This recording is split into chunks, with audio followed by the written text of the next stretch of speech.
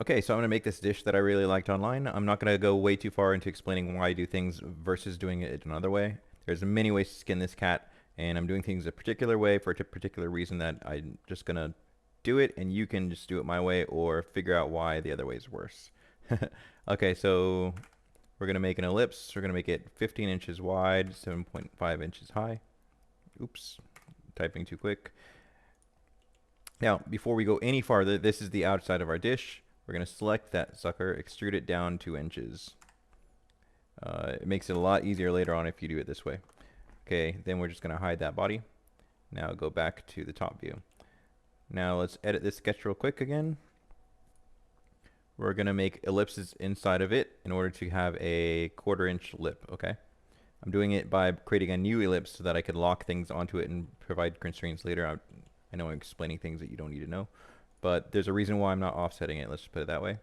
Okay, so this is 14.5 inches, and it should be 7 inches and half on each side, so 1/4 inch all the way around. And then I want a line in the middle of that so I can lock things into it.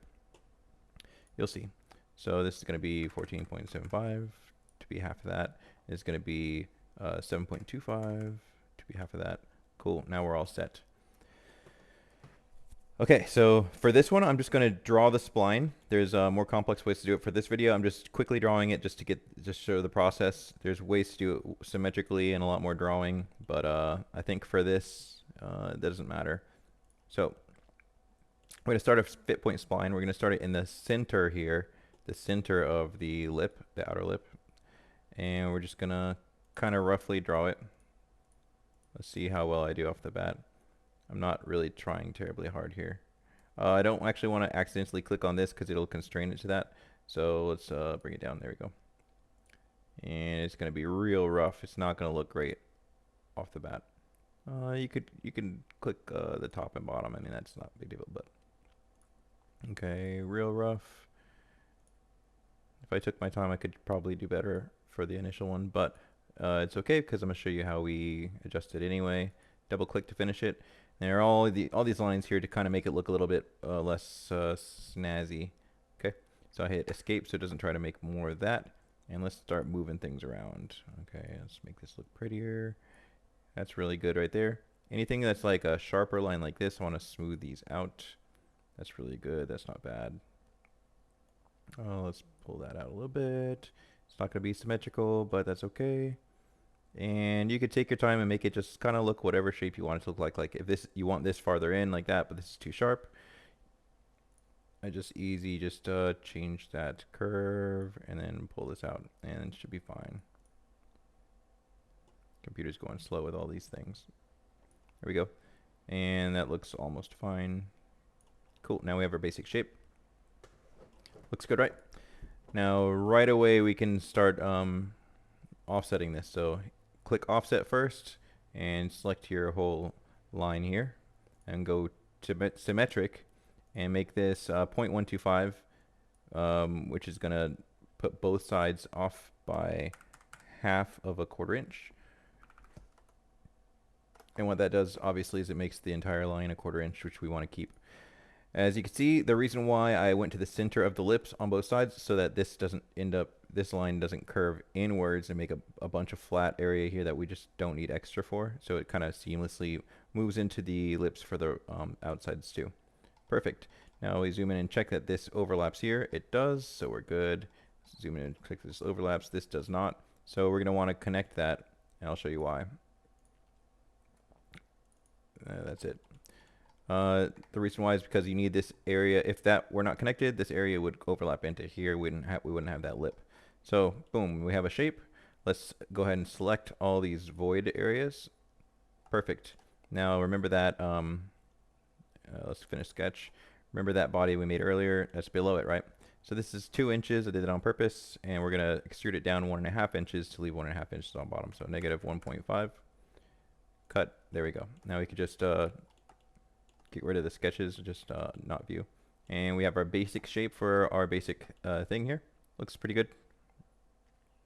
This should do for this purposes. Of course, you could do it however you want. Okay, now for the fillets, I'm gonna do it first the way I want to do it, and then Of course, you could do it your natural way where you click on the bottom and pull it up to however far you can, but I'm not going to do it that way. So I'm going to do fillet, rule fillet, and go to between faces and features, and it gives you two sets here. The first set's going to be vertical, the second set's going to be the base. So I'm going to select all the vertical walls within my little space, and then select features 2, and select the bottom. And I don't want constant, I want asymmetric, so I can do one thing that I'm going to show you right now. So see how I'm pulling that up, and I just adjust this slightly so that it stays where it is. So I want to pull this up to 1.25 inches, and that will leave, of course, a 1/4 inch gap right there, and the fillet is going to lock in at that level. And I can just pull this as far as I can and leave it. Looks good. That looks very clean. I like it. Okay. Now watch, when you click fillet again, it's going to stay on rule fillet exactly as you had it before. So you can just select those vertical surfaces and select the base, and it should lock into 1.25 up to, but sometimes it messes up. So let's go ahead and pull that in. Yeah, it did. So it was the bottom was just pulled in too farther than it could. So I'm going to pull that in as far as I can. I know I'm going a little extra here because I'm going to see if it locks a little farther down the road. I thought I saw something right there. Sometimes you can catch a little point where you can actually pull it in farther. Okay, that's going to be too far and it's not going to work for me anyway, so let's pull it back. About there. It's kind of a waste of time doing this like I am, you know what I mean? Where I'm trying to find a better way to do it, but we're just going to move on from that. All right, see, that point is where it kind of locks it out. So we're just going to let it go. And we're going to do this again. Select the upper vertices, upper faces, and then boom.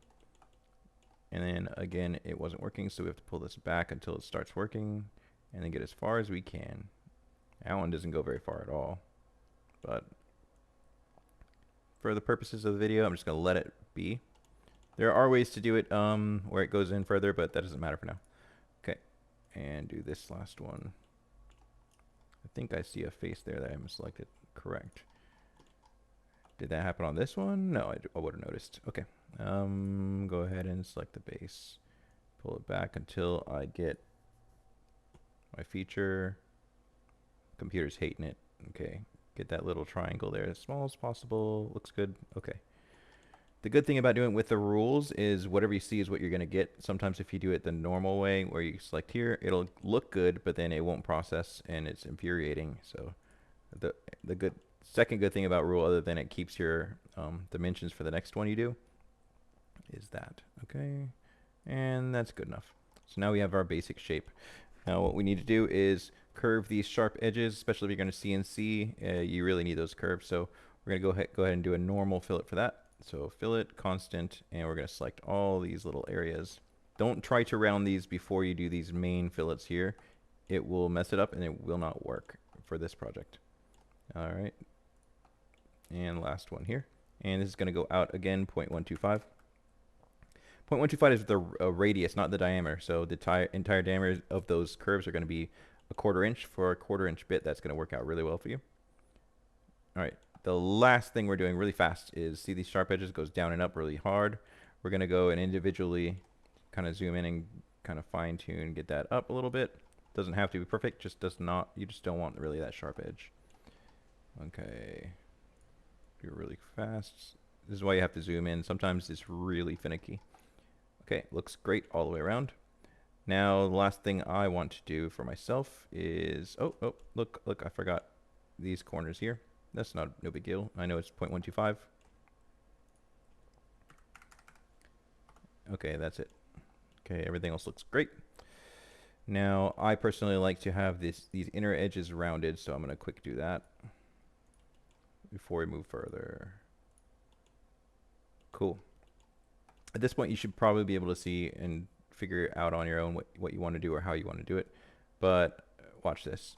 So right now it's a straight shot from the bottom, so you could do a one-sided carve and not have to flip it.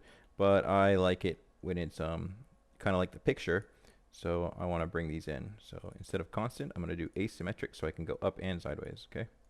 So we're going to go up to 1.75. So we just keep that 1/4 inch lip going down all the way. And then this just goes in as far as you can really, or as far as you want it. That's probably fine right there. Okay. Perfect. So it's basically created now. However, here's the fun part. Okay, let's get rid of the origin. Now, go to display settings, visual styles, shaded, get rid of those lines. You can see what it kind of looks like. Hit the A button. And if you're going to make it out of wood, you know, you just kind of want to see what it looks like eventually. So let's go cherry glossy. It should work. Perfect. Now, you've got your bowl. It might be a little too deep than you want it. You might not have had a dimension in mind that you wanted it. So just go ahead and go to scale and make have a fun time basically. Watch, go non-uniform. I'm gonna take this down to a flat little tray here, and this is good. This will be good for like charcuterie board or maybe for little chips and dips or whatever. Kind of cool, right? But you can keep messing with scale. So let's go to scale again. And we can make something that looks entirely different than the original that we're looking at here. So let's go, what were we at? 0.3 was nice. Something like that, yeah. And then watch, I can make something just crazy long. And then it's more like art or some like really long tray. I don't know. But you see what I mean? You can make a bunch of different shapes and just keep messing with it. And then eventually export each one, and then you end up with a whole ton of different platters. So that's something to think about. Just remember that if you are flattening it, you do want to make sure that the base part underneath your features in here is thick enough in the beginning so that when you flatten it, you don't have to mess around with it later or be push-pulling to try to pull that out, you know. I like how it pulls the graphic, but yeah, you can widen the lip. See, so much you could do it with it once it's actually made already. So, hope you guys enjoyed. Have fun.